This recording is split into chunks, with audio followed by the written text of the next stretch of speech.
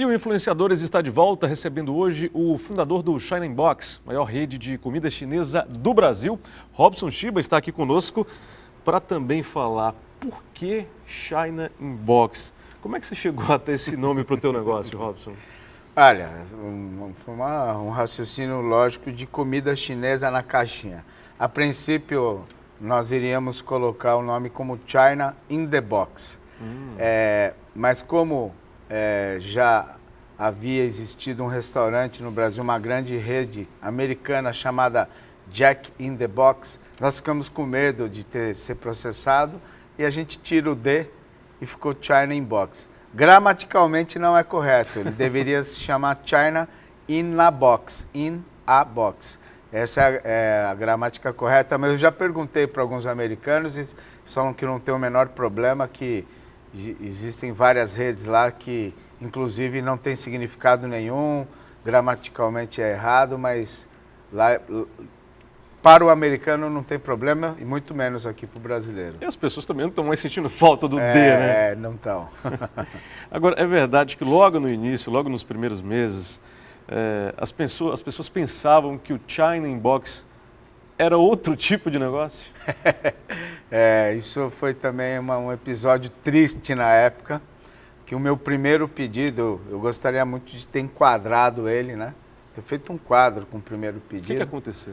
O primeiro pedido foi de uma senhora pedindo box para banheiro chinês. Você está brincando? Ela achava que o China Box era um concorrente do American Box, né? O American Box era uma grande empresa de box, né, para banheiro, e ela tinha certeza que o China Box era uma empresa de box mais acessível pelo fato de ser chinês. Qual foi a tua reação nessa ligação? Olha, eu fiquei preocupado, viu, Celso? Fiquei preocupado do plano ter dado errado, né?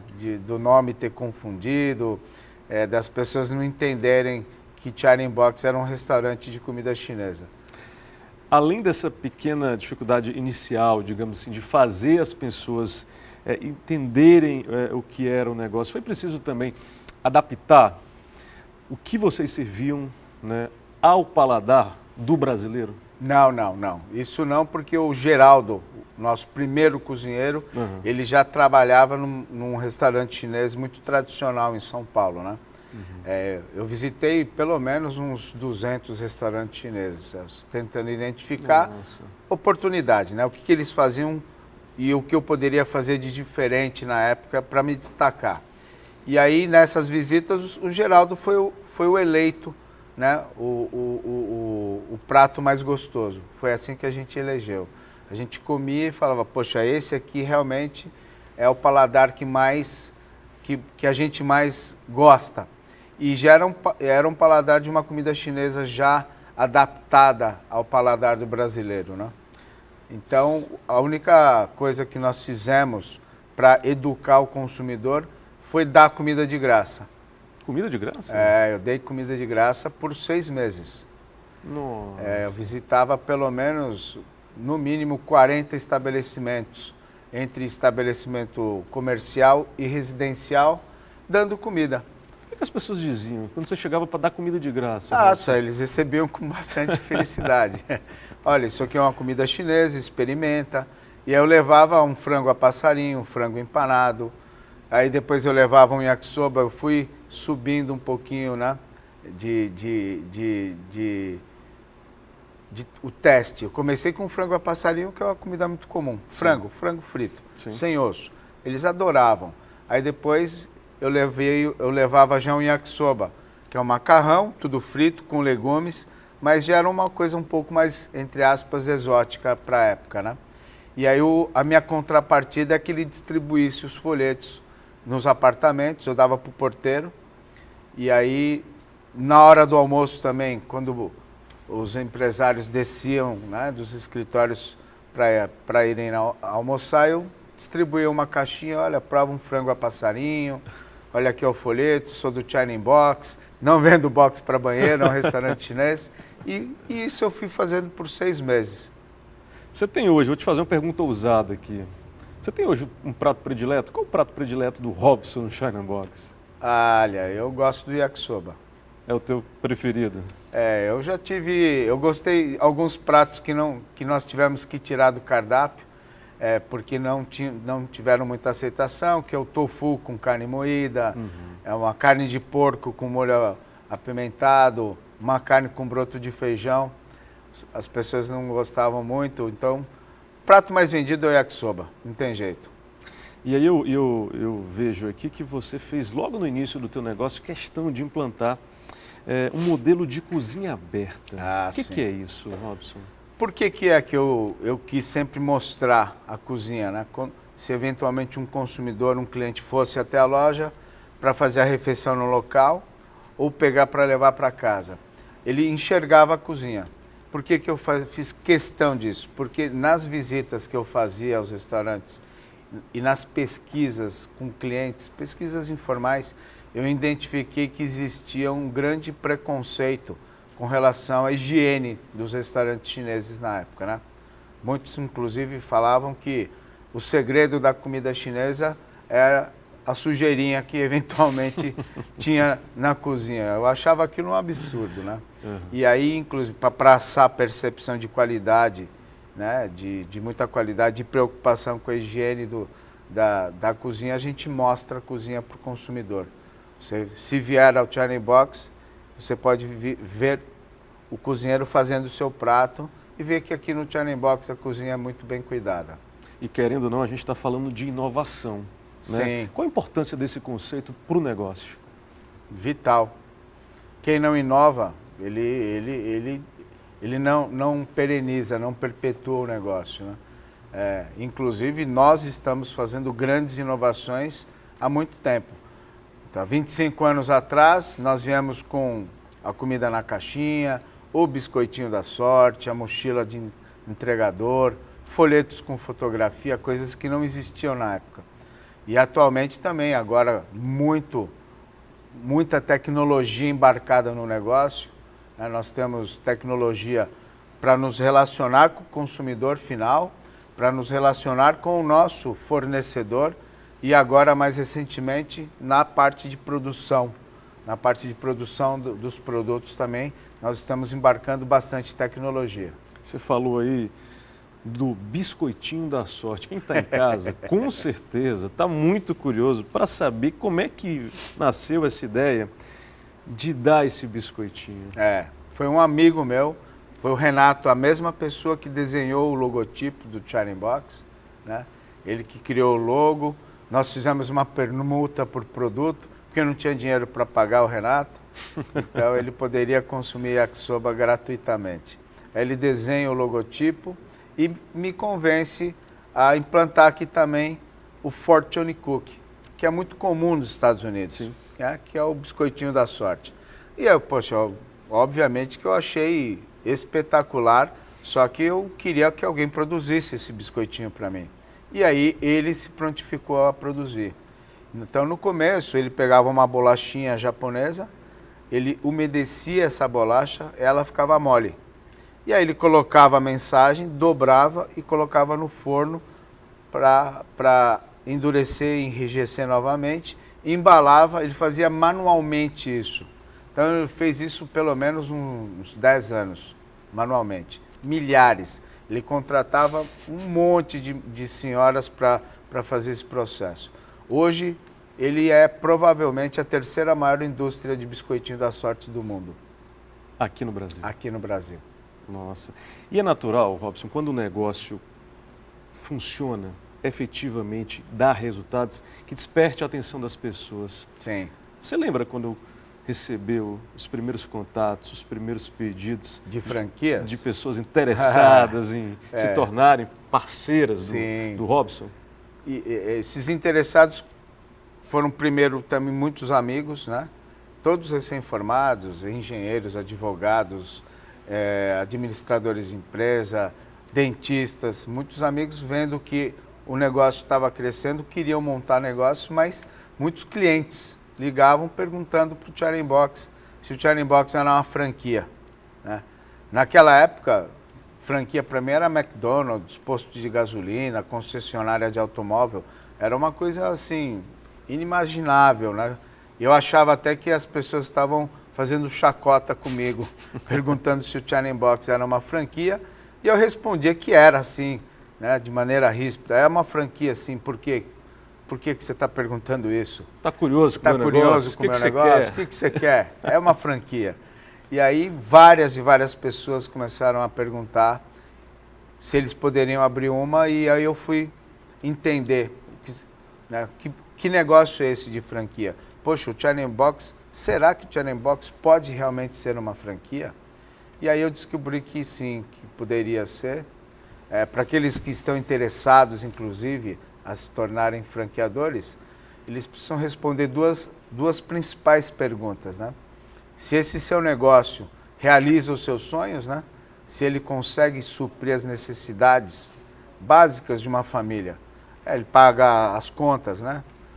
Convênio de saúde, prestação, colégio de filhos, condomínio, as coisas básicas, né?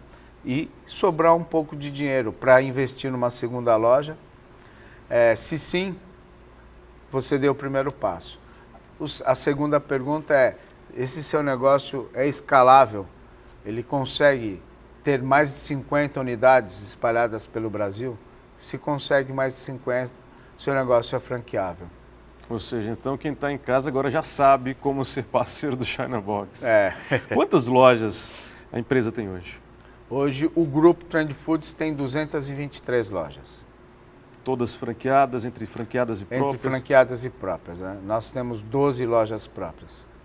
Em todo o Brasil? Em todo o Brasil. O grupo hoje está presente só em território nacional ou também em outros países? Não, o grupo hoje só está em território nacional.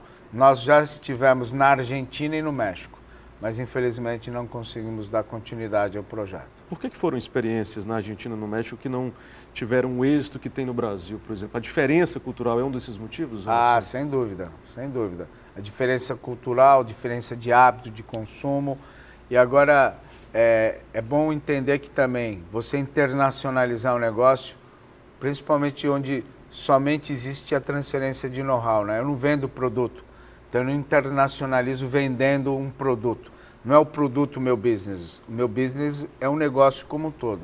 Você fazer isso em larga escala, ela requer um investimento intensivo de dinheiro, de capital e de mão de obra, de pessoas, de gestores também, que estejam dispostos a serem expatriados. Então eu precisava levar um time de brasileiro para fora para fazer essa implantação, para passar o know-how para o local, né? E isso por anos, minimamente 10 anos de investimento. E eu não tinha nem dinheiro e nem mão de obra disposta a fazer isso. O que essa experiência internacional te ensinou? Que é preciso, quando você vai levar um conceito para outro país, outra cultura, é preciso um pouco mais de cautela, digamos assim, e isso vale para qualquer tipo de negócio? Sim, sem dúvida. Cautela, um bom planejamento. A primeira loja na Argentina, nós não planejamos absolutamente nada, né? Baixou em mim uma síndrome de Midas. Eu achava que eu poderia facilmente entrar na Argentina e replicar o que eu havia feito no Brasil. Então eu fui com uma arrogância, uma prepotência ímpar. Cheguei lá, não fiz pesquisa, montei um super restaurante, já levei naquela época um conceito de store in store, quer dizer, eu levei os dois negócios, o Gendai e o China Box. Para Buenos Aires. Para Buenos Aires, no bairro de Belgrano. Montei um restaurante enorme, nunca tinha tido um restaurante no Brasil, era um fast food e um delivery. Eu juntei os dois e fiz um restaurante lá. E, obviamente, o negócio não prosperou. E eu peguei também uma fase muito crítica da Argentina, né? Eu peguei o início da decadência econômica e política do país. E aí também veio a culminar no fracasso. E depois eu peguei esse modelo e já fiz algo diferente no México. Eu planejei, fiquei um ano fazendo pesquisas, adaptei ao paladar do mexicano, ele gosta de uma comida mais apimentada. Bem mais apimentada. Bem mais apimentada. Nós chegamos a ter 5 unidades no México.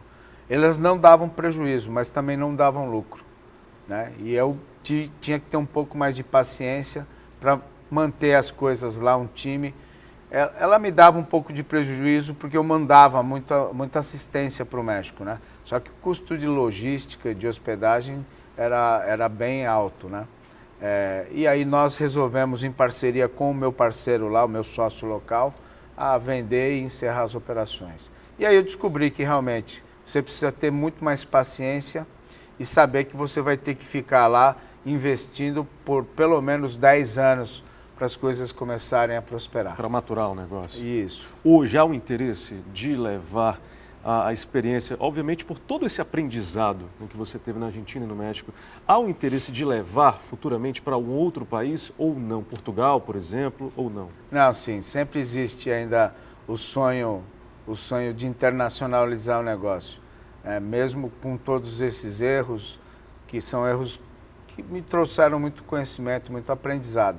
Eu acho que em algum momento eu voltarei a internacionalizar os negócios. Qual país? Olha, eu pensaria em começar pela Europa.